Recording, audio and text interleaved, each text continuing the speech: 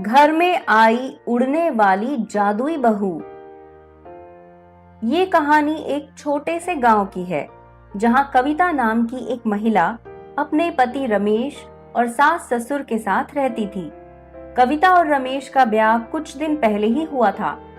कविता के अंदर बचपन से ही कुछ जादुई शक्तियां थी, जिसके बारे में केवल उसके माता पिता को ही पता था। ये बात कविता ने अपने ससुराल में सबसे छुपा कर रखी थी। एक दिन कविता रसोई में भोजन बना रही थी, तभी उसकी सास दामिनी के पास पड़ोस वाली नीलम आती है। अरे क्या कर रही हो दामिनी बहन? कुछ नहीं, बस सब्जियां काट रही हूँ। बहू रसोई में भोजन की व्यवस्था कर रही है, तो मैंने सोचा मैं तब तक सब्जियां ही काट लूं।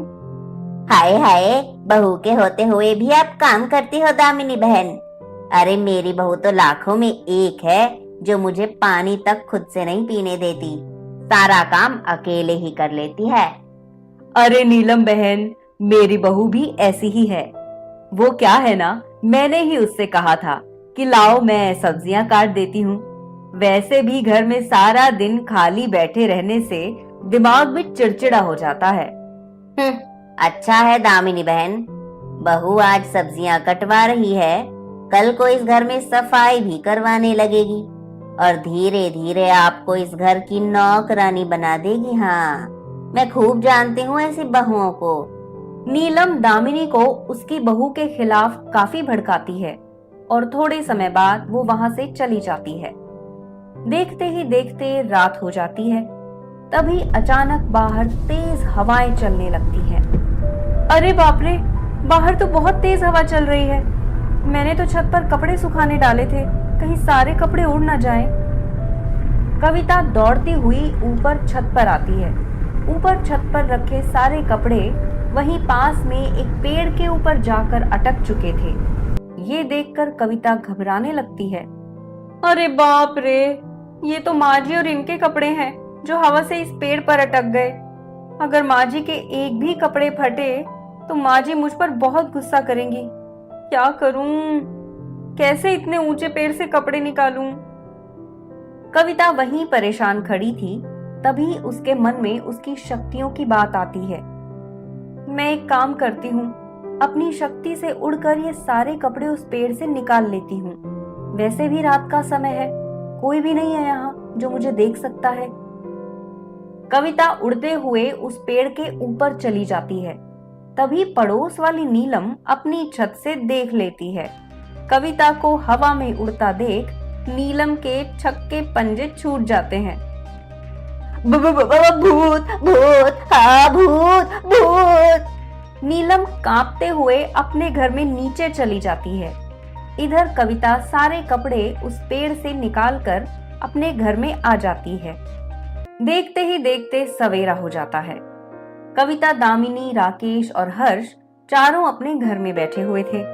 तभी अचानक उन्हें अपने घर के बाहर लोगों के चिल्लाने की आवाजें आती हैं।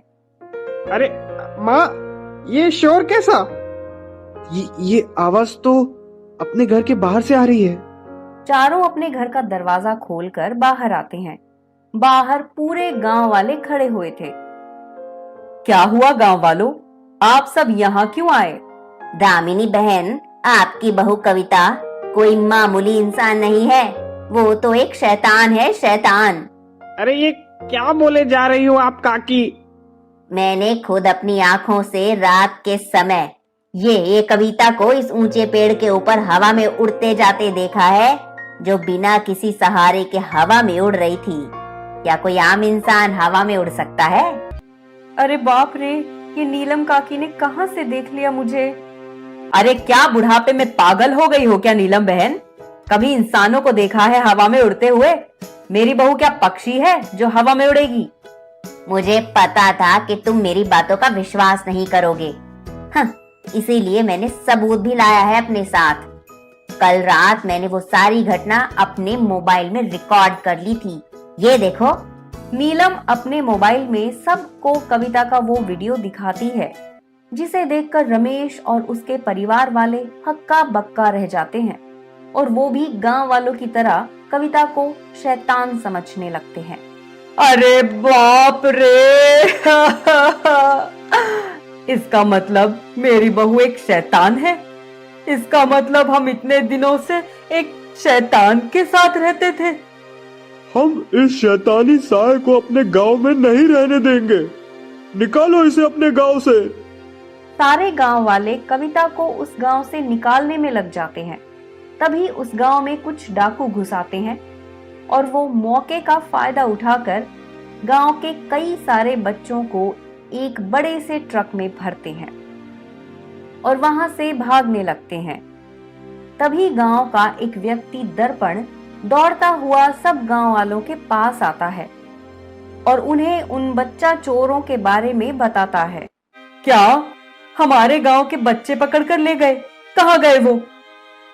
मैंने देखा, वो एक बड़े से ट्रक में सारे बच्चों को भरकर गांव से बाहर लेके जा रहे थे। इतना सुनते ही कविता पूरे गांव वालों के सामने तेजी से हवा में उड़कर उस ट्रक के पीछे चली जाती है।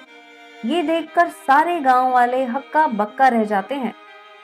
तभी थोड़े समय बाद कविता सारे गांव के बच्चों को उन डाकुओं के कब्जे से छुड़ाकर गांव में ले आती है। अपने बच्चों को देखकर सारे गांव वाले अपने बच्चों से लिपट जाते हैं।